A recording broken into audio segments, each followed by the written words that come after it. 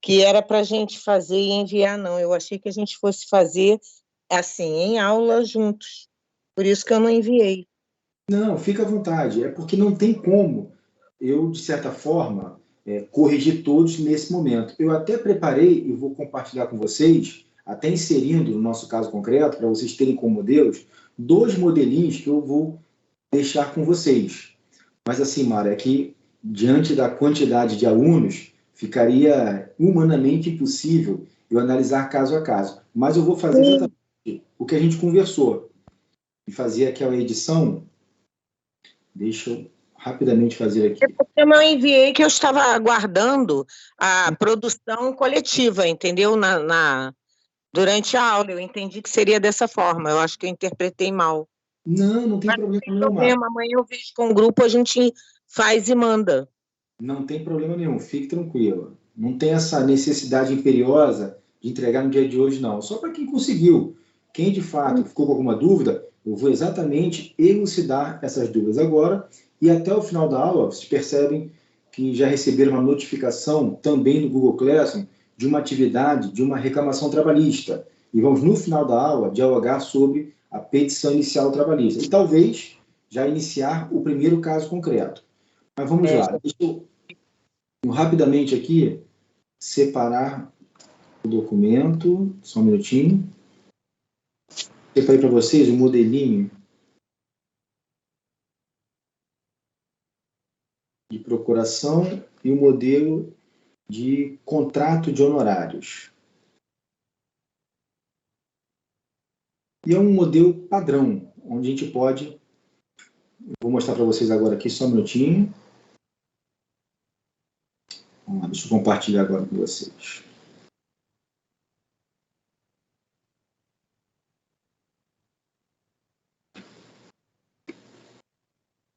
Bom, apareceu na tela de vocês um modelinho básico, bem genérico, de contrato de prestação de serviços advocatícios. Bom, vamos lá. No início aqui, nós temos o advogado, é isso? E aí, a gente precisa qualificar quem é o advogado, ou seja, nome completo, a própria inscrição nos quadros da OAB pelo advogado, essencial. Nome completo do advogado, o número da inscrição na OAB e também o endereço profissional. O endereço que este advogado esteja vinculado lá nos quadros da ordem.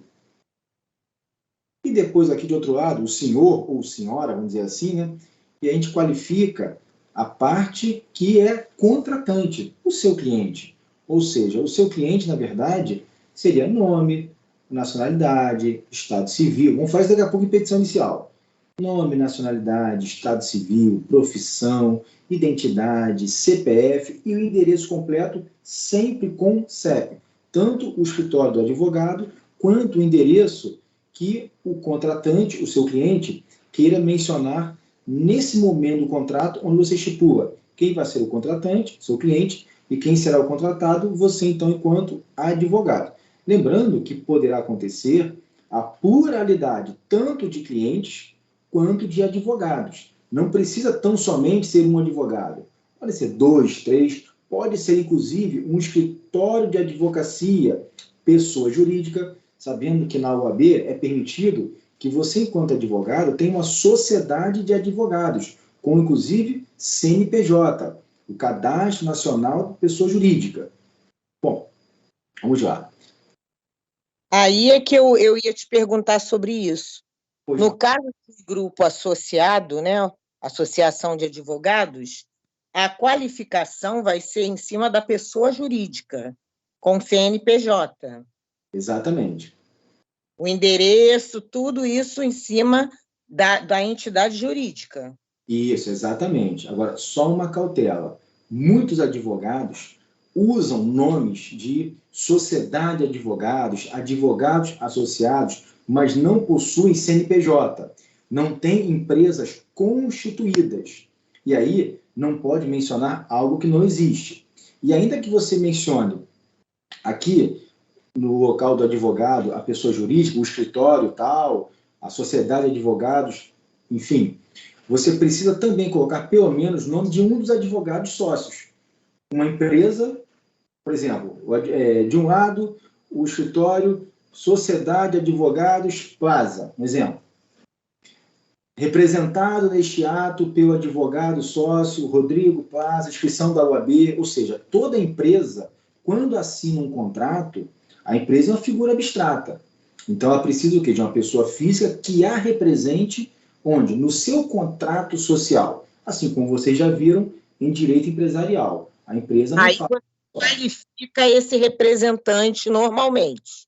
Isso, exatamente. Aí pode ser qualquer um dos sócios que componham o contrato social dessa pessoa jurídica da advocacia. Entendi. Obrigada. Nada. Vamos lá, então. E aí temos aqui, ó, as partes a serem identificadas, presente contrato de prestação de serviços advocatícios, que será regido pelas cláusulas seguintes. E aí você passa a ter nessas cláusulas uma liberdade. Para quê? Para você, na verdade, nesse momento, qual é o objetivo daquele contrato de prestação de serviços, você como advogado? Você, então, pretende ingressar como advogado uma reclamação trabalhista e, por esta reclamação trabalhista, você, enquanto advogado, receberá um percentual, no caso aí do proveito econômico, que pode ser 20%, 30%, 15%. Nunca o advogado poderá receber mais do que o seu cliente, conforme o Código de Ética da OAB. Eu acho absurdo, mas você receber até 50% do que o seu cliente tiver de proveito econômico não é antiético, não é ilegal, porém eu acho imoral.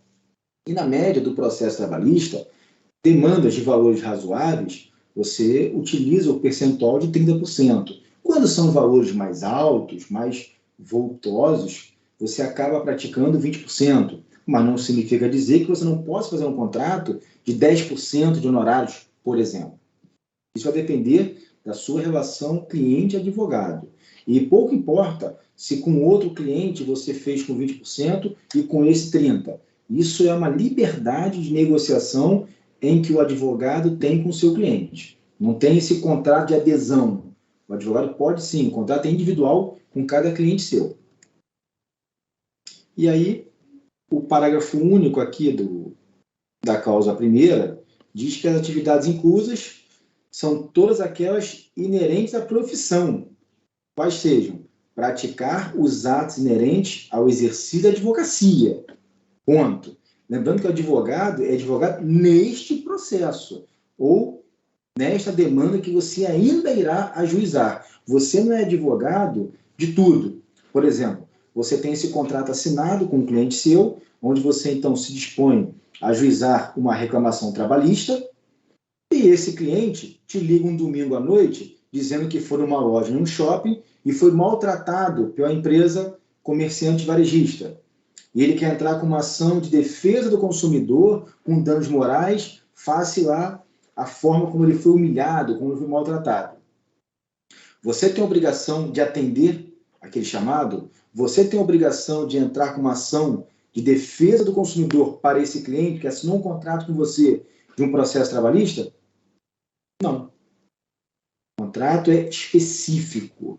Não tem essa história de que ele é meu advogado. Não, isso não existe. Ele está seu advogado naquele processo ou naquela consultoria por conta de um contrato de honorários e uma procuração específica, vamos falar daqui a pouco sobre ela, uma procuração que tem a sua destinação muito bem especificada. Ela tem que ser muito conclusiva, nada de forma genérica, para você não ficar refém do seu próprio cliente e nem o cliente ter com você um receio de que você possa usar, por exemplo, aquela procuração, aquele instrumento de poder que o cliente lhe outorga, em outros processos que não seja aquele pela qual você foi contratado. Aí vamos lá. O mais importante de todos, né? Honorários e remuneração. Perceba o seguinte, nesse modelo, a gente pode colocar um valor fixo, por exemplo, eu posso colocar um valor fixo aqui de R$ 1.100.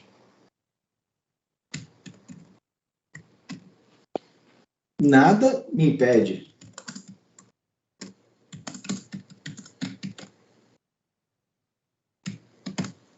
R$ 1.100 a título de pagamento específico, antecipado, não tem problema. E o percentual no êxito de, vamos colocar um exemplo aqui, de 30% a contar da data da assinatura do presente a ser depositado. A gente pode colocar aqui seus dados bancários enquanto advogado, ou até mesmo os dados bancários do escritório de advocacia, no caso de empresa e ter CNPJ.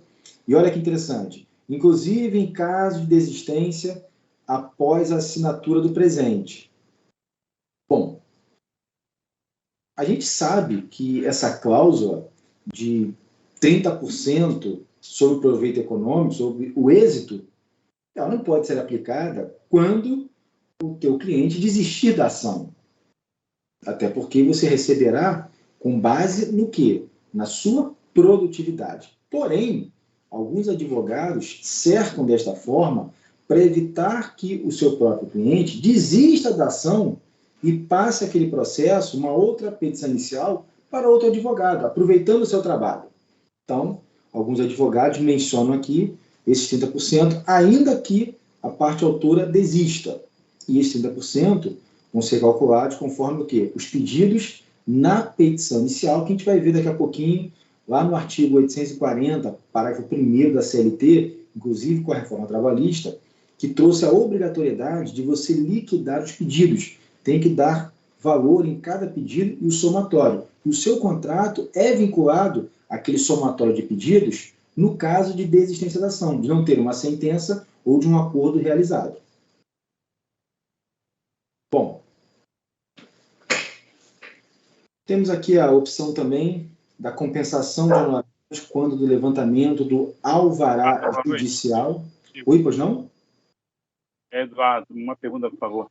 Oi, pois não. Oi, Cláudio. Tudo bom? O Eduardo está falando. Uma pergunta, por favor. Diga, meu amigo. Em caso do contratante desistir e alegar que ele, não, o nome, ele não pode pagar, ele, por exemplo, ele vai, aí decai para a Defensoria Pública. Mesmo assim, esse contrato fica valendo, ele vai ter que ele vai ter que pagar o advogado, ele vai ter que ressarcir o valor? Sim, olha só, vamos lá. Deixa eu ir para o final do contrato aqui rapidamente. Olha aqui, a cláusula 7, do título executivo.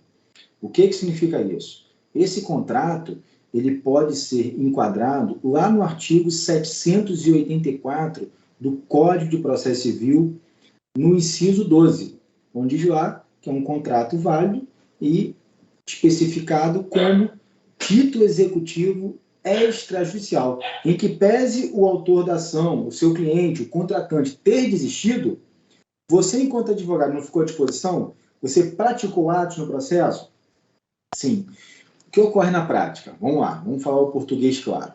Na prática, muitas vezes, o cliente ele não quer pagar os honorários integrais daquele contrato, uma vez que o processo não teve o seu êxito, ou não chegou ao final.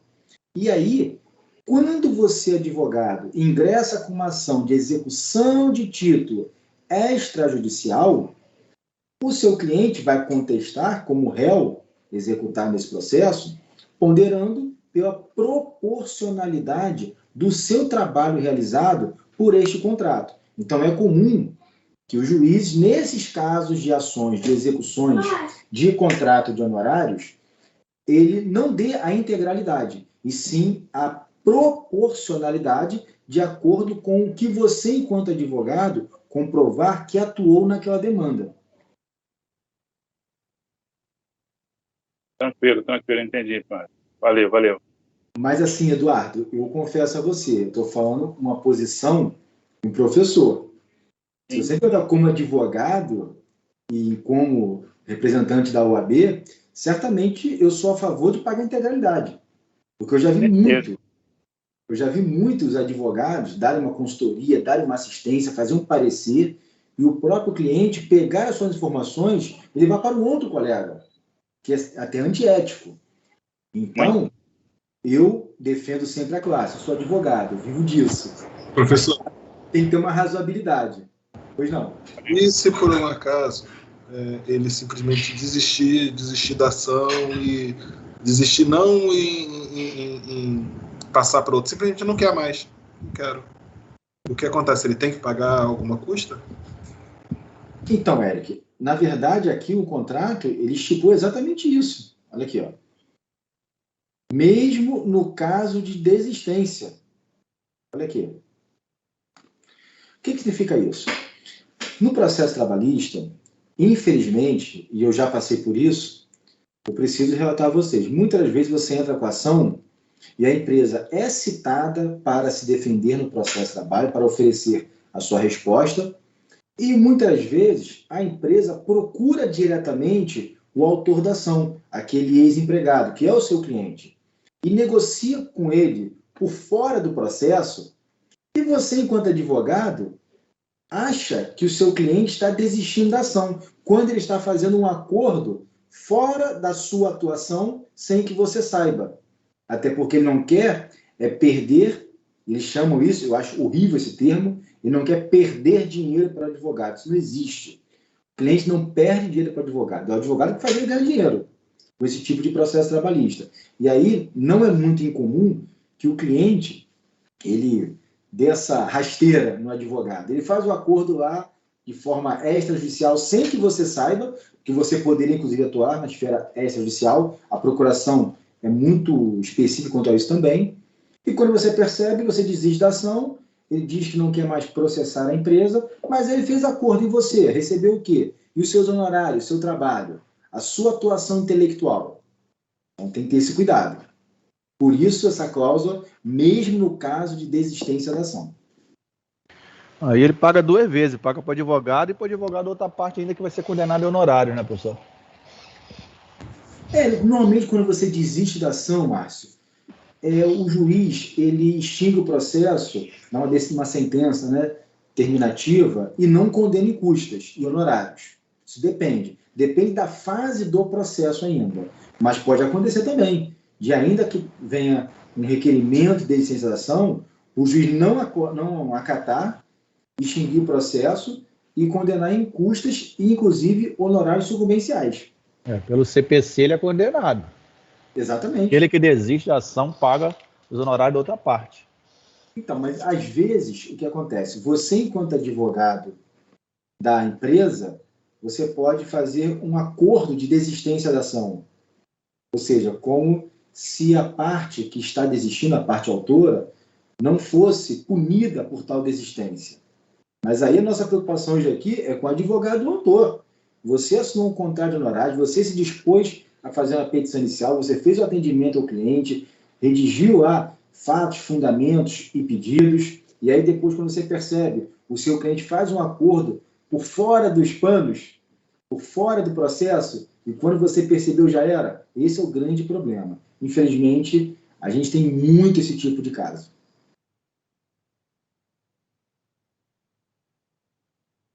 Professor, boa noite. Boa noite. Vamos, Alex. Eu já vi também o cliente chegando com um processo para tentar mudar de escritório que o advogado anterior, né, que era anterior da causa, havia feito contrato de cotarlite e pediu reserva de honorário no processo. Exatamente. Exatamente. O que acontece? Eu vou confessar a vocês. Hoje a advocacia ela passa por uma crise ético-moral. E se eu relatar aqui o que eu tanto ouvi, por exemplo, do meu pai, amigos do meu pai, advogados de 40 anos de profissão, é que na década de 80, por exemplo, você não tinha esse tipo de atitude de um advogado, por exemplo, ingressar com uma petição revogando o mandato do anterior, cancelando sua procuração e, dali em diante, ele sendo o responsável. Você não tinha esses casos, por exemplo, do próprio advogado renunciar tanto o seu mandato, a sua procuração. E hoje, infelizmente, nós temos muitos advogados, a gente usa esse termo, atravessando petição e processo alheio. E muitas vezes o advogado fez a petição inicial, ele foi em audiência, ele fez todo o seu trabalho técnico, ele fez o recurso, porque a sentença não foi favorável, ele sustentou seu recurso oralmente na turma lá do TRT, foi até Brasília, no Tribunal Superior do Trabalho, em recurso de revista, volta o processo em fase de execução, quando esse advogado teve uma brilhante atuação. E aí, na fase de execução, de cumprimento de sentença, onde o empregador ou a empresa tem que pagar, de repente você percebe, entra uma petição no processo, revogando a sua procuração e entra outro advogado. Isso é absurdo. Isso é uma falta de ética sem precedentes na OAB entre os colegas advogados. Mas tem acontecido muito isso. Eu falo isso com muita tristeza, porque eu vejo muitos procedimentos ético-disciplinares de advogados contra outros advogados por esse tipo de conduta. E aí o que acontece? Esse advogado trabalhou todo o processo, que se dedicou, o que ele faz? Ele faz a petição, ainda que ele tenha revogado a sua procuração, lá no artigo 112 do Código de Processo Civil, ou seja, ele perde o poder naquele momento de praticar atos naquele processo pelo cliente, mas ele pode peticionar pedindo ao juiz do processo a reserva de honorários, para que, quando for expedido um alvará, por exemplo, o alvará destine o percentual contratual que ele vai demonstrar com esse contrato de honorários para que se reserve esses valores pelo trabalho desempenhado por esse advogado. Então, infelizmente, o contrato de honorários ele acaba sendo imprescindível. Então, mas aí o juiz manda pagar proporcional à atuação dele, aquilo que você falou, né? Depende, Eric.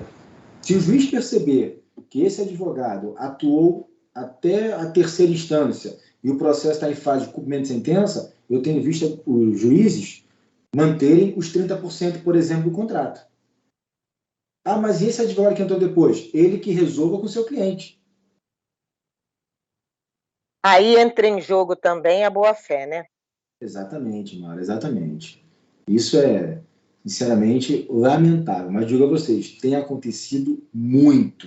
Hoje temos muitos processos éticos na OAB por conta desse tipo de conduta de advogados que ingressam no processo apenas na fase executória, que é a fase mais simples. O outro advogado trabalhou durante toda a fase cognitiva, a fase de conhecimento, aí chega um outro, desculpa, espertinho, entra na fase lá de cumprimento de sentença só para receber os valores, ainda quer receber os 30%. E aí vem a confusão.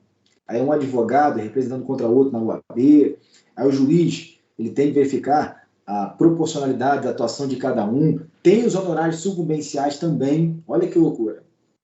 Então isso dá muito problema. Agora vocês imaginem o seguinte, eu estou falando aqui de uma atuação de um advogado que tem contrato de honorários que você pode executar. Se você não tiver contrato de honorários, você precisará fazer uma ação de cobrança, que é totalmente diferente. Oi, Maura. Boa noite, professor. Há tempos, é só um comentário, mas há anos atrás eu acho que a classe era mais unida. Hoje em dia é uma desunião muito grande, sabe? Eu lembro, me recordo de... Meu irmão também é advogado, meu marido, mas eu me recordo, eu trabalhava com ele, de advogados entrando em contato, olha, chegou um cliente seu aqui, então estou te ligando para saber se você realmente vai continuar com a causa. Hoje não, hoje o cliente já chega no escritório com a notificação já para caçando os poderes do advogado. É uma desunião muito grande, é muito triste isso. Olha, Maura, você tem toda a razão, é exatamente isso que eu tenho mencionado aqui com vocês, eu fico indignado. E eu não estou falando que o jovem advogado ele não tem ética, não é nada disso. É que, de fato, a sociedade como um todo, ela tem... Deixa eu só silenciar aqui. Eu estou falando que a sociedade como um todo, ela atravessa uma crise ético-moral. E isso se reflete também na advocacia. Essa postura de colega de trabalho, você falou muito bem. Eu cansei de ver meu pai fazendo isso. Chegava um cliente no escritório dele e falando que estava com um processo há muitos anos com outro advogado e que queria passar para ele. Era exatamente esse procedimento. Meu pai pegava o telefone, ligava para o colega ou descobria o telefone, doutor, estou aqui no escritório recebendo um cliente seu, eu queria saber se você de fato tem interesse em sair dessa atuação. Muitas vezes, esse advogado nem estava sabendo da pretensão do cliente em passar o processo para um outro advogado. E E meu pai recusava e colocava para fora aquele cliente. Então, assim, é muito difícil essa situação. Hoje, infelizmente, eu não posso dizer o mesmo. O que eu vejo de colegas, e lá na Rua B é um caminhão de processos éticos, disciplinares, de advogado contra advogado, por conta dessas atitudes. Quando, muitas vezes, o próprio cliente não quer mover um processo ético contra o advogado na OAB para não pagar honorários. Que é absurdo. Hoje mesmo, por coincidência, por volta de 2 horas da tarde, eu atendi uma pessoa que foi, na ordem, reclamar de um advogado, porque simplesmente era um processo de dissolução de não estável com partilha de bens, e simplesmente o bem foi a leilão, foi vendido, dividido por 2, e essa senhora recebeu a parte dela, mas o juiz também condenou o companheiro dela a pagar 10 anos de aluguéis.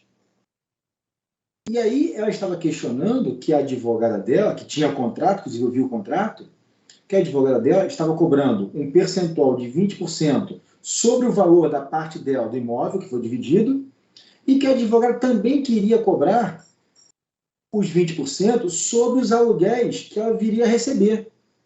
Eu perguntei, eu falei, mas por que a senhora não vai pagar? Os aluguéis não tem nada a ver com isso.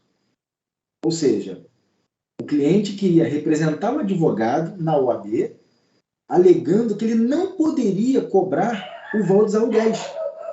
Quando que os aluguéis, determinados na sentença condenatória do juízo, foi com base no trabalho da advogada. Bom, com toda a minha educação peculiar, e eu sempre sou dessa forma com todos que vão lá procurar, seja cliente, seja próprio advogado, eu falei, olha, a senhora está muito equivocada, a OAB não vai fazer nada com isso, eu nem vou permitir que a senhora requeira aqui instalação de procedimento ético, e eu espero que a senhora pague a sua advogada. Porque se ela não pagar, essa sua advogada, com esse contrato de honorários, vai mover uma ação de execução e vai receber a senhora, inclusive piorando o seu bem. Ela não ficou muito satisfeita, achou que era um absurdo e foi embora. Então, assim, a gente lida o tempo todo, não é só com advogado antiético. Muitos clientes, eles não querem pagar depois do advogado. E eu estou falando de um processo de reconhecimento de solução de não estado com partilha de bens, que a advogada fez um contrato muito bem feito, um contrato de honorários muito bem redigido. Vocês imaginem se esta advogada não tivesse feito esse contrato de honorários. Essa é a importância da aula de hoje.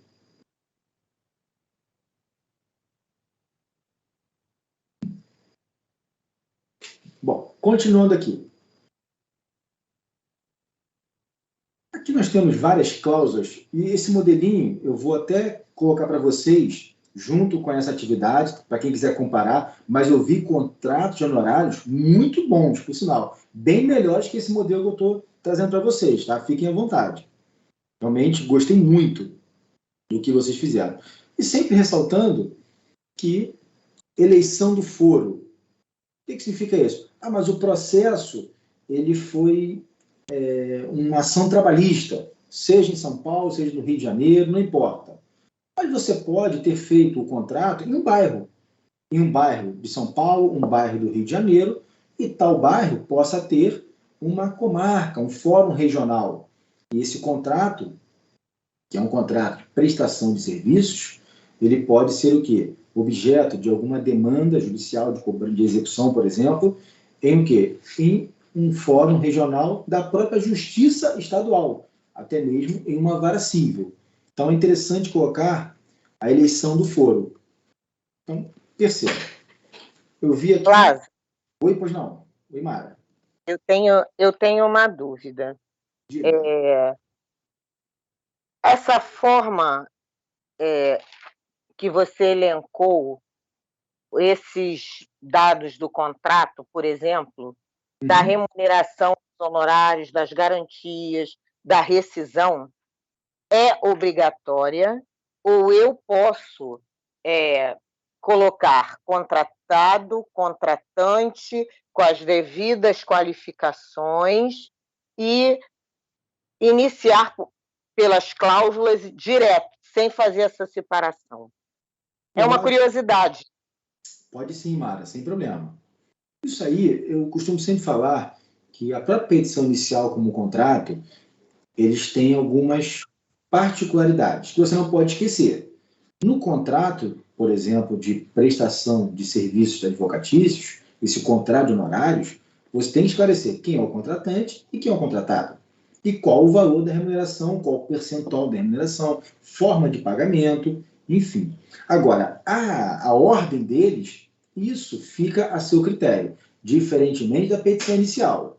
A petição inicial, já visto nós em nossa aula, ela tem uma peculiaridade que é regida pelo artigo 840, parágrafo 1º da CLT e também o artigo 319 do Código de Processo Civil. Mas o contrato de honorários, ele tem mais liberdade para você colocar as cláusulas até da forma que quiser e na posição que você melhor entender.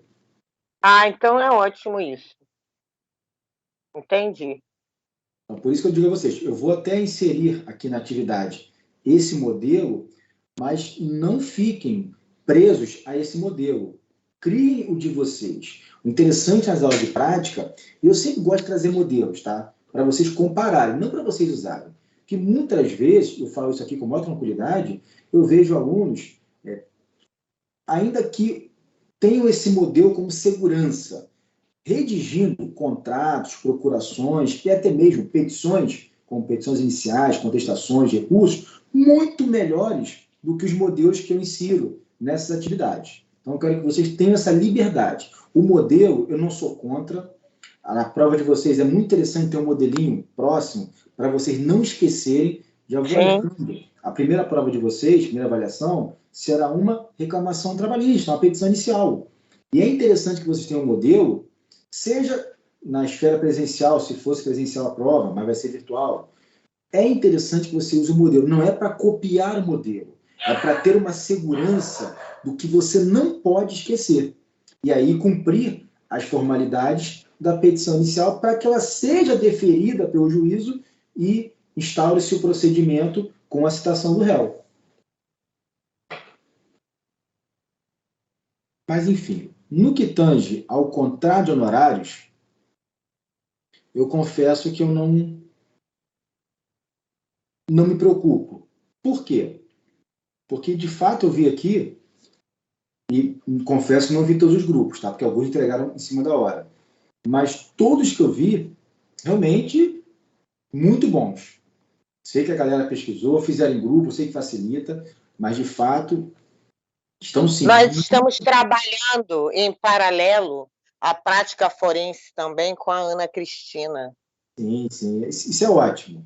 Isso aí está dando, assim, no meu entendimento, né? Você e Ana juntos estão fazendo aí um trabalho de excelência. Sim, a professora Ana Cristina, de Processo Civil, ela é sensacional. Ela tem uma técnica muito acima da média. E gosto muito dela, sou fã dela, e fico muito à vontade de estar ao mesmo tempo do que ela na turma de vocês, porque certamente muito do que vocês farão com ela aproveitarão comigo aqui. Na verdade, a nossa obrigação maior é trazer esses modelos práticos e aplicar as peculiaridades do processo de trabalho, do processo civil, em breve do processo penal. É assim que funciona disciplina prática, é dessa forma. Mas, como eu falei, as provas de vocês já podem aguardar. Serão, de fato, comigo, já vou adiantar que será a prova, a primeira avaliação, uma reclamação trabalhista. Bom, então vamos lá. Vendo aqui a nossa procuração. A procuração, percebam o seguinte, na procuração, eu já tenho cuidado, mas não é obrigado, tá? A colocar nome completo, nacionalidade, estado civil, profissão, inscrição no CPF, carteira de trabalho, que é imprescindível, identidade, que você pode não mencionar, já que você tem a carteira de trabalho e previdência social. Eu faço a menção aqui, não a São Paulo, mas apenas ao Rio. Aqui no Rio de Janeiro, o Tribunal Regional do Trabalho, ele obriga que você coloque em uma petição inicial trabalhista a data de nascimento do autor, o nome da mãe e esses números aqui, que são os números de inscrição do trabalhador junto ao INSS, que é o PIS, PASEP ou NIT. Endereço eletrônico, que é oriundo do direito processual civil. A gente tem esse problema de usar a CLT e o CPC, então pode-se entender que você aplica de forma suplementar o Código de Processo Civil, sendo obrigado a mencionar o e-mail do autor da ação, endereço completo, com CEP, botei bairro aqui de Campo Grande, Rio de Janeiro, Estado RJ, CEP, e aí vem, pelo presente instrumento de procuração. Aí sim, ele vai nomear, constituir o seu advogado, também denominado procurador nesse ato. O nome completo do advogado e, essencial apenas, o nome completo, o número de inscrição nos quadros da OAB e o endereço profissional, com CEP. Bom, vamos lá. E o caso do estagiário com inscrição nos quadros da OAB? O estagiário pode estar junto nesta procuração? Quem me responde? Pode sim, professor. Pode figurar. Desculpa, eu não escutei. Dois falam ao mesmo tempo. Perdão. Pode ficar à vontade, Mara. Pode falar. Eu vou dar minha opinião. Eu acho que ele até pode, mas como subestabelecido, né? Então, Mara, na verdade, não. O estagiário, ele pode sim constar na procuração trabalhista, nesse caso nosso aqui, desde que não esteja sozinho. Ou seja, eu posso colocar o advogado tal e o estagiário fulano de tal, desde que ele tenha inscrição nos quadros da Ordem dos Advogados do Brasil, com a inscriçãozinha, que ele tem um número, uma carteira, mas tem o tracinho, E aí você pode mencionar o mesmo escritório para os dois. Ou seja, o advogado fulano de tal, inscrição tal, e o estagiário fulano de tal, inscrição tal. Por exemplo, ambos com escritório na rua tal, na avenida tal. Ou seja, o endereço profissional é o mesmo para os dois. Então, o estagiário já pode, sim, ser inserido nesse instrumento de procuração. Mas, Mara, não significa dizer, e você mencionou muito bem, o subestabelecimento. Eu vou até colocar para vocês aqui para a gente analisar também, aproveitar essa aula. Caso você, nesse primeiro momento, que tenha assinado a procuração, seu cliente assinou a procuração para você, e você não tinha estagiário, mas logo após você estar já trabalhando na redação da petição inicial, você contrata um estagiário com carteira da OAB. Vocês hoje, no 8º período, aliás, a partir do 7º, já podem ter a inscrição nos quadros da OAB como estagiários. É uma carteira que tem validade de até 2 anos, podendo ser renovada por mais 1 ano. Lembrando que paga anuidade. Antes que me pergunte. E tem uma taxinha também para dar entrada. Enfim. Mas se você não fez nesse momento, Mara, você mencionou e lembrou muito bem. Este próprio advogado, ele pode fazer um subestabelecimento, inserindo o estagiário nesta procuração. Ou seja, a procuração vai ter um outro documento chamado subestabelecimento, e aí quem subestabelece é o próprio advogado. Aquele cliente me contratou e assinou a procuração. Essa procuração me permite subestabelecer os meus poderes para esse estagiário, claro, limitados à atuação do estagiário, assim como para outro advogado. Lembrando aí que o Código de Ética da OAB, isso cai muito no exame da ordem, você pode subestabelecer com ou sem reservas. Quando você subestabelece com reservas, você não precisa da aquiescência do seu cliente. Ele não precisa nem saber, porque você continua no processo. Agora, quando você subestabelece sem reserva de poderes, significa que você está saindo do processo e inserindo outro. Nesse momento, você precisa o quê? Da anuência do seu cliente. Daqui a pouco eu boto para vocês aqui o modelinho de subestabelecimento. Mas o advogado pode subestabelecer o estagiário sem reservas? Não, estagiário não. Ah, tá. Estagiário é somente com reservas. Porque o estagiário ele não pode praticar todos os atos da advocacia, salvo quando estiver assistido. Para estar assistido, ele precisa ter um advogado ali ainda no processo. Agora, ele pode subestabelecer sem reservas para um advogado e um estagiário. Que terá um advogado principal. E aí nós temos aqui... Professor, só para acrescentar, inclusive o sistema do TJ também, na hora de protocolizar, aceita a inscrição de estagiário, né? Para receber a intimação. Sim, perfeito. E as movimentações do processo são avisadas ao estagiário também. Isso. Alex, eu acho que o estagiário, obviamente estou falando do estagiário com inscrição na OAB, ele é muito maltratado. Ele deveria ter mais condições de trabalho. Assim como já tem a questão da intimação, mas não só para ele. A intimação é para os dois, o advogado e o estagiário. Mas, por exemplo, o estagiário não tem o token, não tem o certificado digital, ele não pode atuar utilizando a sua assinatura eletrônica. Ele fica dependendo do advogado. E, muitas das vezes, o próprio advogado ele deixa o seu token, seu certificado digital e a senha com o estagiário. Mas quando o estagiário usa o token do advogado, não é o estagiário, e sim o advogado. Isso é um perigo. Mas isso é só na França, professor, que acontece. Aqui não.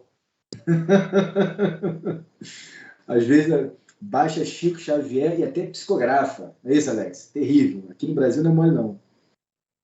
Enfim, eu sempre defendi isso, que o estagiário poderia ter um token limitado, que ele pudesse praticar alguns atos e ficasse aguardando o ok do advogado principal, mas que ele pudesse, de fato, antecipar atos, não protocolizar, não distribuir uma ação, mas, por exemplo, anexar os documentos com o token dele, estagiário. E o advogado principal fazia a conferência e ele, então, colocava o seu token de advogado e distribuía a ação, ou então protocolizava aquela petição incidental no processo, por exemplo.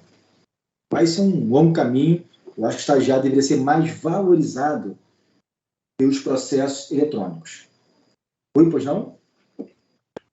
Professor, o senhor falou, acho que foi na última aula, o valor dessa carteirinha da OAB mesmo, do estagiário. Qual que é o valor mesmo? Olha, aqui no Rio, para você dar entrada, você paga uma taxa de mais ou menos R$ 184,00 para dar entrada na carteira, e depois vem uma anuidade de mais ou menos R$ 700,00. Em São Paulo, eu não sei te responder agora. Eu vou ver isso aí. Mas daqui a pouco a gente entra no site da ordem aqui, eu passo para vocês. Tá, assim, joia, obrigado. É caro, assim, eu confesso que não é barato. Mas, por exemplo, a carteira do estagiário, ela abre muitas portas, principalmente nos processos, aqui no Rio, por exemplo, criminais, que a grande maioria ainda é processo físico. E aí você precisa muito de estagiário para ir no fórum, fazer carga no processo, trazer o processo para casa, ter acesso aos autos. Então, acho que é interessante. Mas, ainda assim, o processo eletrônico, eu acho que ele é muito maldoso com o estagiário. O estagiário fica muito preso, muito refém a usar o equipamento do próprio advogado. Isso dá confusão. O advogado pode confiar demais, o estagiário comete um erro, mas aquele erro é cometido por quem? Pelo advogado, que a assinatura é dele. A senha é dele. Enfim. Então, vamos lá. Temos aqui a nossa polêmica cláusula ad judicia. Essa cláusula aqui, ela desperta muita atenção nos clientes. Ontem mesmo, por coincidência, eu atendendo um cliente muito educado, um médico de 84 anos, e ele, então, quando eu imprimi a procuração, ele, doutor, o senhor não me leve a mal, mas eu posso ler tudo? Falei, não, por favor, só tem que ler tudo. Não, porque a gente sabe que médico não. Eu tenho que ler tudo, qualquer dúvida, eu vou tirar a sua dúvida. Oi, Caio, pois não?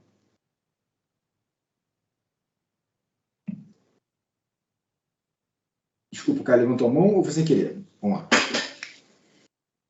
E aí, o que acontece? A primeira coisa que o cliente olha para essa procuração, diz assim, poxa, mas peraí. Olha que problema. Receber e dar quitação. Isso causa à primeira vista, um desconforto do cliente e advogado. Porque o cliente olha, mas o advogado pode receber por mim, ele pode dar quitação, ele pode firmar compromissos e acordos, ou seja, ele pode transigir em nome do cliente? Oi, pois não? Professor, assim, já houve caso de o advogado estar com procuração, o cliente desistir, ele continuar com a ação? É o que acontece. Ele pode dar quitação, fazer tudo? Acontece, porque o cliente, para desistir da ação, tendo o advogado com a procuração, ele só pode desistir através do advogado, a não ser que ele procure um outro advogado e revogue a procuração, conforme o artigo 112 do CPC. E aí esse outro advogado revoga a procuração do advogado anterior e desiste da ação. Muitas vezes acontece isso. O cliente não tem mais interesse na demanda, o processo prossegue, esse advogado ele faz acordo com a outra parte, porque a procuração tem esses poderes. E não só poder de fazer acordo, mas de receber. Imagine se foi feito um acordo onde o valor das parcelas ou o valor da prestação única seja depositada na conta do advogado. Ele tem poder para isso. E aí vem a polêmica. Alguns clientes não querem assinar procuração que o advogado tenha esse poder de receber, de dar quitação, de fazer acordos. Eu, particularmente, eu nunca me permiti redigir uma procuração sem todos esses termos. Se não confia, não quero.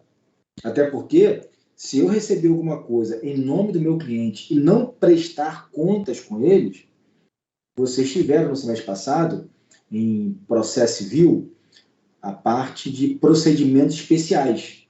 Um dos procedimentos especiais é a chamada ação de exigir contas, conhecida como prestação de contas. Então, você tem uma ação judicial cabível para fazer, por exemplo, o próprio advogado prestar contas com o seu cliente, além de também poder, junto ao OAB, requerer um procedimento ético que poderá ensejar até a suspensão da carteira do advogado até que ele preste contas com o seu cliente. Agora, quando o cliente recebe e não paga o advogado, você só tem o quê? Esse instrumento anterior que a gente utilizou, que é o contrato de honorários, para quê? Para propor uma ação executória, que é muito mais difícil. É muito mais fácil o cliente receber do advogado do que o advogado receber do cliente. Até porque, como eu falei, em que pese a ação civil de exigir contas, você tem a OAB, o órgão de classe, que pode suspender a carteira do advogado, ou seja, suspender o exercício da profissão daquele profissional até que ele pague o seu cliente. Mas isso também fica a critério de vocês. Se vocês entenderem que o cliente não quer essa cláusula e não há necessidade, vocês tiram. Plaza, boa noite. Mas aí fica uma coisa meio estranha, essa questão do cliente reclamar em relação aos poderes especiais no que tange a receber e da quitação. Porque como que vai ser expedido um alvará, um RPV ou um mandado de pagamento se o advogado constituído não detém esses poderes? Isso vai atrasar a ação lá no final, na hora do recebimento da verba de condenação ou de acordo, né?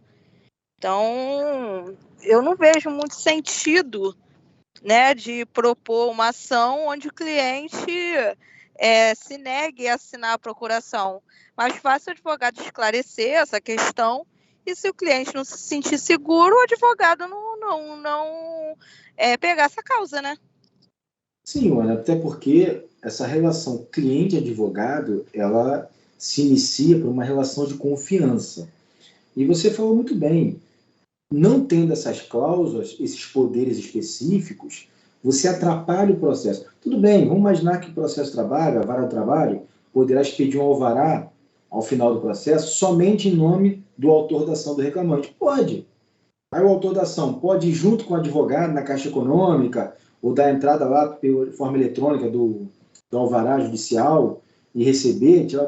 Pode, mas tendo pelo menos essa cláusula, o que acontece com o alvará trabalhista? Ele sai em nome da parte autora e ou do advogado. Facilita muito. O advogado pode receber pelo cliente e transferir a parte contratual, né, conforme aquele contrato de honorários. Foi 30%, eu, enquanto advogado, eu vou lá no banco para tentar dar entrada no alvará, na Caixa Econômica, né, trabalhista, ou Banco do Brasil. E aí, então, eu já peço no caixa, por exemplo, que faça o TED de 70% daquele valor para a conta do meu cliente, que ele me informou, e os 30% eu já faço o TED para a minha conta. Isso é muito comum. Na federal é muito comum acontecer de não outorgar procuração com poderes para receber da quitação. O alvará sai normalmente em nome da parte e aí normalmente o advogado entra lá com contrato de honorários, acosta o contrato de honorários antes e até o RPV mesmo é expedido diretamente em nome do advogado. A colega aí comentou, acho que foi a Luana, eu acho mesmo, que no juizado não está acontecendo isso. Eu queria saber, eu não conheço essa lei que veda ao juizado Como assim, Márcio? Me esclarece. Qual a sua dúvida? É o contrato de honorário, nós conversamos na aula da Ana. Aí você pode acostar esse contrato de honorários e aí na hora de expedir o RPV, o alvará, o juiz ele separa aquele valor lá de 30%, que seja, né? Diretamente da conta do autor. No caso do não, lá não faz isso por conta do procedimento, né? É Lei 9.099. Pois eu não conheço esse artigo mais simples. Então, na Lei 9.099. Isso é vedado fazer lá, entendeu? Agora, em vara civil, há juízes que deferem. Você faz esse requerimento, né? E tem juiz que defere, tem juiz que não defere. Aí depende do entendimento do magistrado, entendeu? Mas você sabe se tem algum artigo, Luana? Não acontece por conta do procedimento mesmo, tá? Mas tem algum artigo específico, Luana? Então, na verdade... Mas segue, professor. Isso é uma Isso briga. deve ser questão de enunciado, Márcio, porque não é só a Lei 9.099, tem as questões de avisos, tem vários... Não. Tem um aviso 57, ele vem versando sobre várias questões referentes a juizados especiais cíveis. E os enunciados do FONAGE, aí você vai ter que fazer uma pesquisa mesmo. Agora, eles só não deferem. Eles não colocam um dispositivo legal fundamentando o porquê que esse valor de 30% não vai ser depositado diretamente para o advogado, em relação a essa questão das verbas de honorários. O que acontece, Luana e Márcio? Isso é uma briga de muita longa data da própria OAB com o Tribunal de Justiça, especificamente os juizados especiais cíveis. Por quê?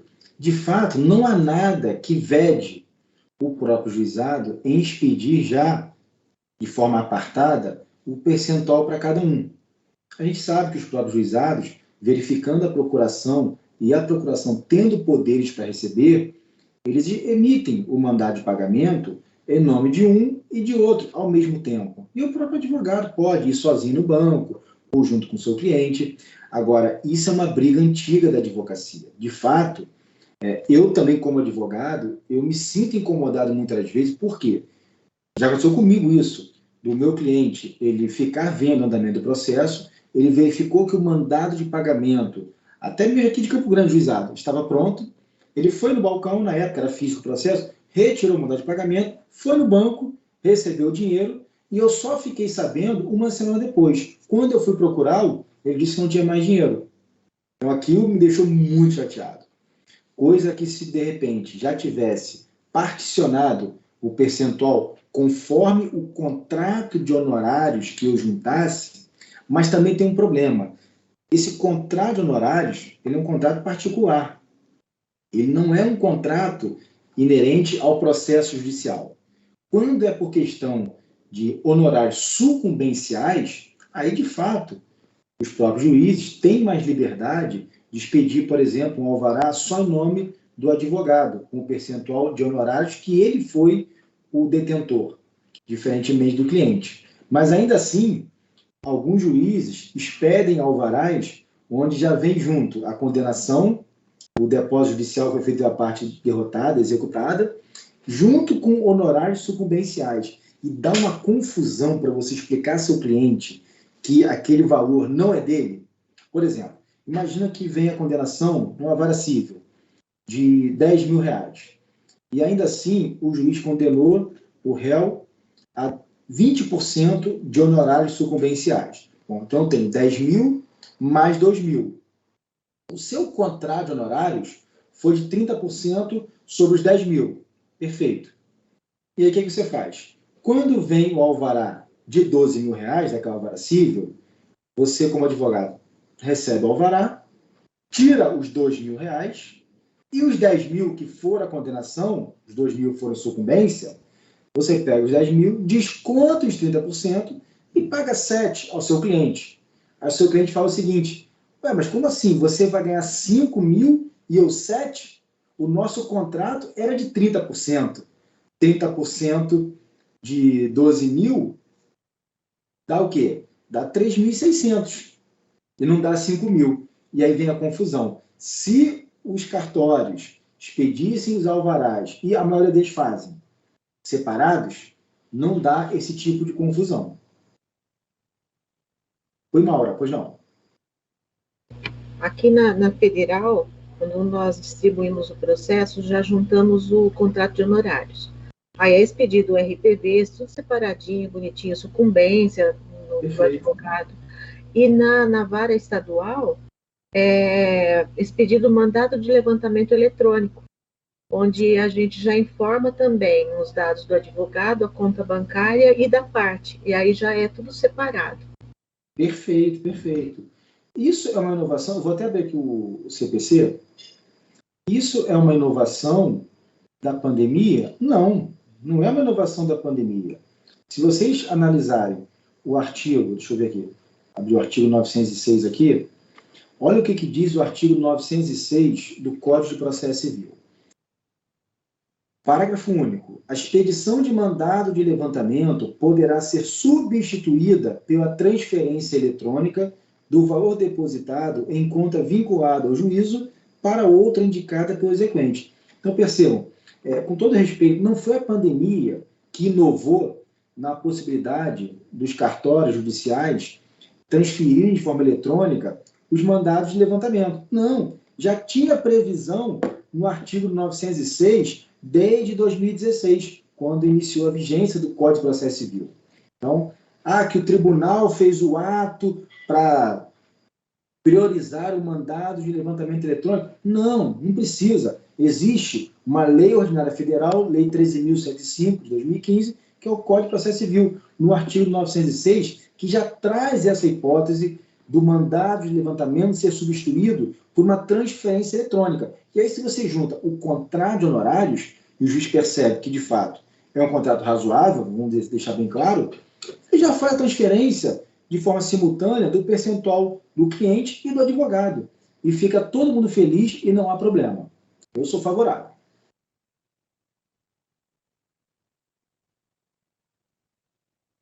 Eu estou me recordando agora de um processo trabalhista mesmo, tá? Processo trabalhista de Minas Gerais, uma cidadezinha do interior, Conselheiro Lafayette. Cidade deliciosa para quem não conhece, interior de Minas, excelentes recordações.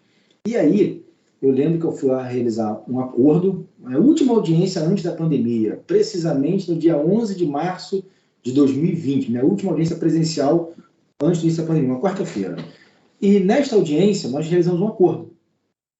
O Ministério Público do Trabalho, que participou do processo trabalhista, porque tinha menor como autor da ação, que era meu cliente, ele pediu, antes da gente conseguir homologar o acordo com o juiz, o Ministério Público exigiu que eu juntasse o contrato de honorários, para que o acordo fosse realizado e já estipulando qual percentual e se era razoável o percentual do advogado que iria receber parte do acordo que o autor, no caso os autores, né, mãe e filha, teriam direito. Eu acho que isso não é nada demais, uma questão de transparência. Se todos os advogados juntassem nos processos os contratos de honorários e os cartórios aderissem a essa ideia de já particionar os mandados de levantamento, seja alvarás ou até mesmo mandado de pagamento, eu acho que não seria nada demais, não. E eu vejo muito aí, quando o cliente recebe tudo, acaba trazendo aí muitos problemas de não pagar o advogado. Enfim. E aí, depois de colocar essa cláusula, que é tão complexa, ao final, poder específico para ingressar com reclamação trabalhista em face da empresa tem que mencionar a empresa. Por quê? Essa procuração precisa dar segurança ao seu cliente de que ela só vai ser utilizada para promover uma reclamação trabalhista em face daquela empresa, que você, enquanto advogado, não irá usar essa procuração para outros fins. Até porque a procuração hoje é digitalizada. O cliente assina, você digitaliza, e esse arquivo você pode usar quantas vezes quiser. Então, para evitar esse tipo de estelionato judiciário e você ingressar com mais ações do que seu cliente tem conhecimento, a procuração tem que ser específica. E no final, quem vai estar a procuração é o seu cliente, é o fulano de tal, o outorgante desta procuração. Deixa eu, antes de finalizar, mostrar para vocês aqui o subestabelecimento que eu mencionei e prometi aqui também passar para vocês.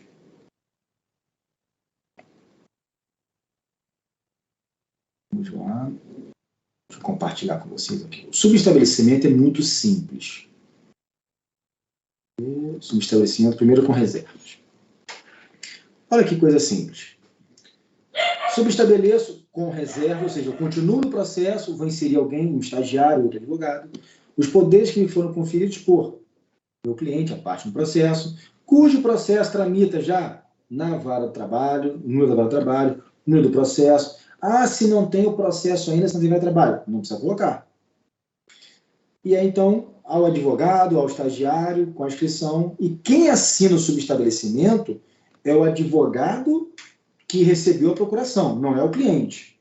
Então, nessa aqui, com reservas, eu não preciso da anuência do meu cliente. Agora, já no subestabelecimento sem reservas, que eu vou colocar aqui para vocês, que é a mesma coisa, é idêntico, só muda esse termo. O subestabelecimento sem reservas, ele apenas tem essa alteração. Estão conseguindo ver? Acho que não. Está aparecendo preto aqui para mim. Não está aparecendo, não, professor. Deixa eu fazer de novo aqui. Agora sim.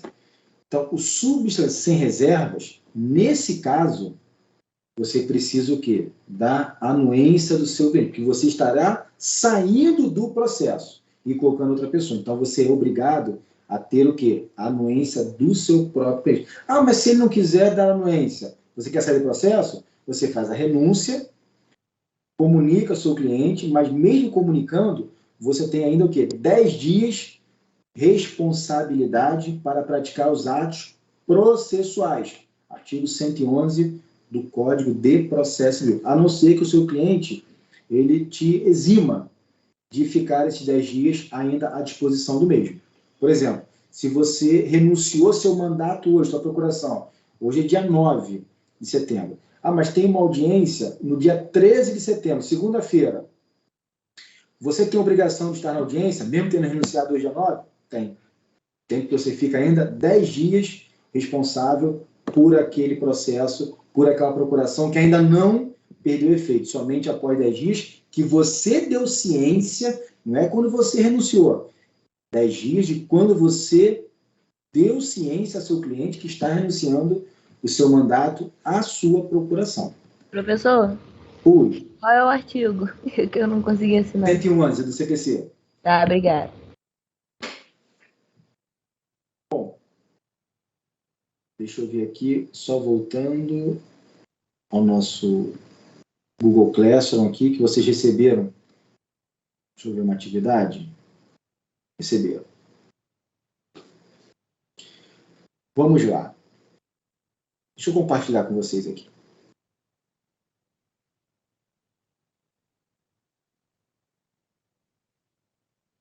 Pronto.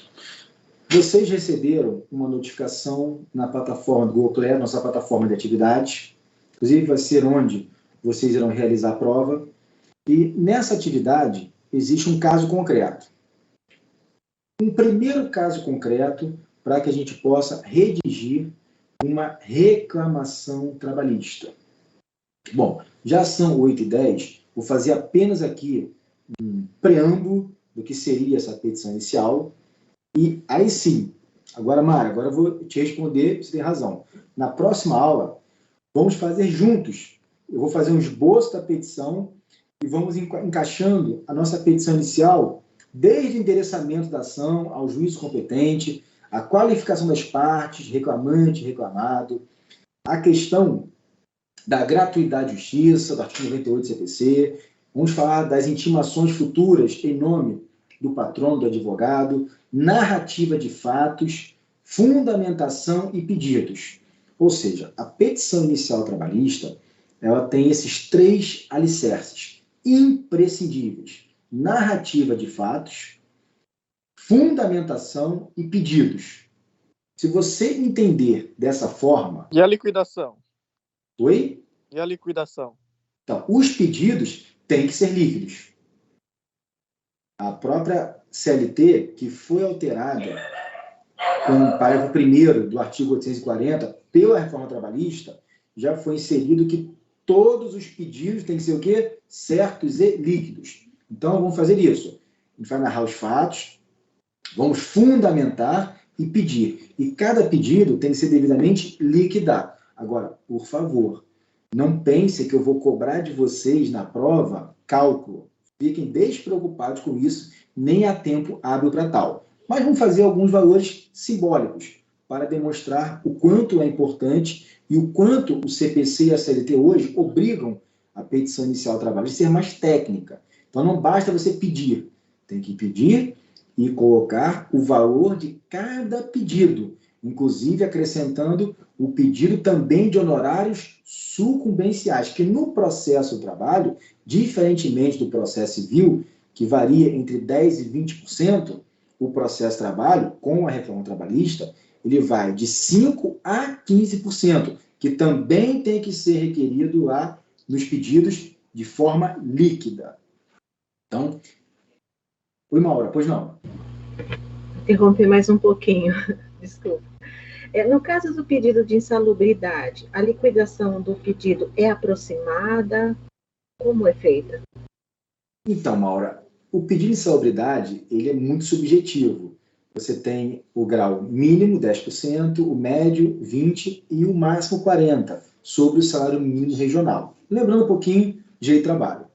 Sendo que a CLT, ela não fala que você pode utilizar o percentual sem perícia, mas ela não diz que você não pode requerer o máximo. Eu posso requerer a insalubridade de 20%, alegando ser um ambiente nocivo em grau médio. Claro que vai depender da perícia, mas eu preciso pedir o percentual e calcular. Isso eu não tenho mais como fugir. Obrigada, professor. Assim como também a hora extra, que é até o nosso caso aqui. Esse caso concreto, eu vou ler rapidinho para vocês, para a gente já preparar para a próxima aula. Eduardo foi admitido em 10 de abril de 2017 pela empresa Produção Limitada para exercer a função de auxiliar de produção. Pela função, receberia o valor de R$ 2.000 como salário base. A empresa não anotou a CTPS de Eduardo e não fazia controle de frequência sobre a jornada de trabalho, que se iniciava às 7 horas e durava até às 18 horas, de segunda a sábado, sempre com intervalo de 1 hora para a refeição. Eduardo nunca recebeu horas extras, bem como nenhuma férias foram gozadas e quitadas. Em 17 de agosto de 2021, Eduardo foi dispensado imotivadamente, sem justa causa, pela empresa empregadora, que argumentou não poder pagar a rescisão contratual devido à pandemia do Covid-19, ter reduzido muito as vendas da referida empresa. na qualidade de advogado ou advogada de Eduardo, redija a medida judicial cabível. Nós vamos fazer na semana que vem uma reclamação trabalhista e não precisa fazer antes. Vamos fazer comigo na aula que vem. Na aula que vem, eu vou fazer um modelinho de Word aqui, em branco, e nós vamos, durante a aula, lá fazendo a nossa petição inicial, nosso esboço. Endereçamento ao juízo competente, qualificação das partes, vamos fazer narrativa de fatos, fundamentos e pedidos. Mas, então não vai entregar, professor? Não vai fazer mais para entregar? Sim, vai entregar depois. A gente vai fazer na semana que vem, durante a aula, e vocês vão ter o prazo de me entregar uma semana depois. Entendi. Obrigada, professor. Porque se eu passar agora para vocês, vocês vão fazer sem ter uma explicação mais específica. Eu não quero fazer isso. Quem quiser se adiantar, fica à vontade. Na aula que vem, eu vou abrir um documento Word em branco, vou fazer junto com vocês essa petição. E aí, vocês terão mais uma semana para melhorar, adequar, fazer do jeito de vocês, mas eu quero fazer com vocês um esboço na semana que vem de uma petição inicial, mostrando passo a passo daquelas formalidades que são necessárias para a redação de uma petição, de uma reclamação trabalhista. Combinado? Então, olha, já vão se antevendo. Temos aqui problema de horas extras, vendo que uma carga horária normal, semanal, 44 horas. Eu estou vendo aqui, olha, de segunda a sábado, de 7 às 18. Tem coisa errada aí, olha aí. Enfim. Fora o reconhecimento de vínculo empregatício, visto que não há carteira de trabalho assinada. E ainda as férias não foram nem gozadas, nem concedidas, nem ao menos quitadas. Lembrando que as férias... Professor. Oi, pois não. Boa noite, sou eu, Esther. Me tira uma dúvida. Nesse caso, não foi anotado na carteira dele, né? Se depois for reconhecido que foi um erro da empresa, esse tempo que ele trabalhou sem anotação conta para a aposentadoria? Então, exatamente. A ação de vocês, um dos pedidos será o reconhecimento de vínculo empregatício de 10 de abril de 2017 a 17 de 2021.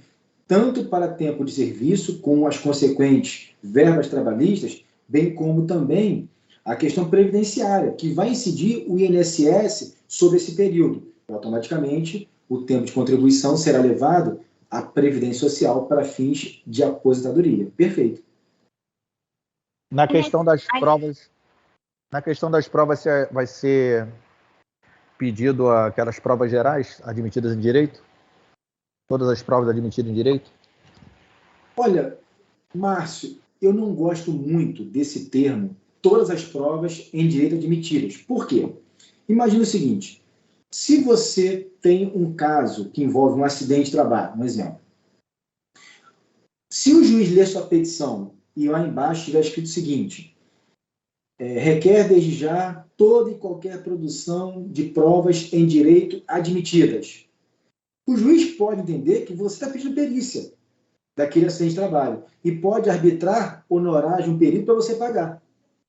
Então, eu entendo que a petição inicial ela deve pedir apenas as provas que você, de fato, pretenda produzir. Por exemplo, prova documental, prova testemunhal, bem como depoimento pessoal da parte contrária. Isso a gente vai fazer na petição inicial. Agora, todas as provas já pressupõem que você está pedindo perícia. E a perícia paga quem requer.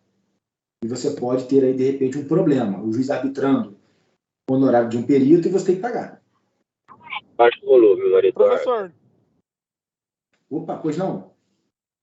Professor, não é quem sucumbe à perícia que paga? Não, sim. Ao final do processo, quem perdeu vai ter que ressarcir outra parte. Mas será que no início do processo você quer pagar a perícia? Talvez não.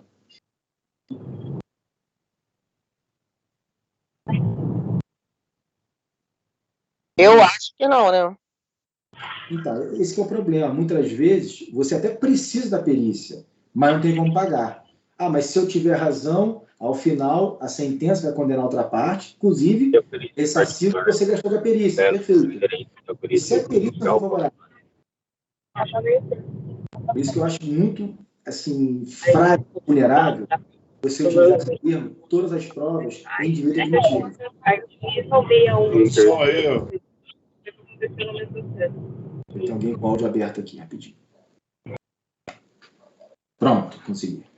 Bom, então, meus amigos, dê uma olhadinha nesse caso. Então, já pesquisa uma coisa de horas extras, de férias vencidas. Lembrando que as férias vencidas, quando juntam duas férias vencidas, uma já começa a contar em dobro. Oi, Renan, pois não? Renan e quem mais? Professor, nesse caso da perícia que o senhor estava falando, se porventura o reclamante for beneficiário da justiça gratuita, ele não precisa arcar, né? Ou mesmo assim precisa? Então, o processo trabalhista, ele tem esse problema. Até existem peritos que aceitam receber ao final do processo, mas a perícia gratuita no processo trabalho é dificílima. Isso é um grande erro, uma grande falha da Justiça do Trabalho. Nós não temos ali o chamado servidor público, perito permanente. Eles são servidores temporários. Eles só atuam mediante o quê? A indicação do juízo ou das partes. Então, ele não é um auxiliar da justiça permanente. Então, eu acho que isso é uma falha. Eu acho que nós poderíamos ter no Poder Judiciário, não só o trabalhista, como todos em geral, peritos concursados, que tivessem uma remuneração específica, até mesmo para atender, quando for o caso, do autor da ação que tem o benefício da gratuidade de justiça e a sua hipossuficiência financeira. É uma falha, sim. Eu já vi muito processo de autor de ação trabalhista desistir de insalubridade ou periculosidade por não ter como pagar a perícia, que é lamentável. Professor, aqui em São Paulo, as perícias, os honorários prévios do perito técnico é a reclamada que paga. Sim, mas aí vai depender do juiz. Se a reclamada não pedir a perícia, ela não pode ser obrigada a pagar. Esse Não, é mas o aqui problema. todos os processos é a reclamada que paga os honorários prévios. Então, mas o juiz obriga. Ah, nem sempre. Então, e se a reclamada não quiser a perícia? Não, eu não quero perícia de insalubridade. Ela não pediu, ela vai ter que pagar. Pode ser que, ao final, ela pague pela sucumbência, por ter perdido a ação. Perfeito. Agora, naquele primeiro momento, existe essa falha do processo trabalhista, de não ter uma perícia gratuita, ou ainda que possa sempre receber ao final, por não ter esse cargo específico na Justiça do Trabalho. Mas que bom que o juiz de São Paulo aí tem esse critério de obrigar a empresa a pagar na maioria das vezes.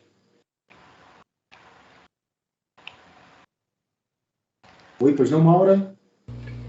Realmente, professor, aqui a reclamada paga a perícia, apesar do reclamante ter requerido, o despacho do juiz é para que a reclamada arque com os honorários periciais mesmo. Aqui no Rio já é mais complicado. Eu já vi muito processo, infelizmente, em que autores reclamantes eles desistiram de pedido de periculosidade e insalubridade por conta disso. Uma pena.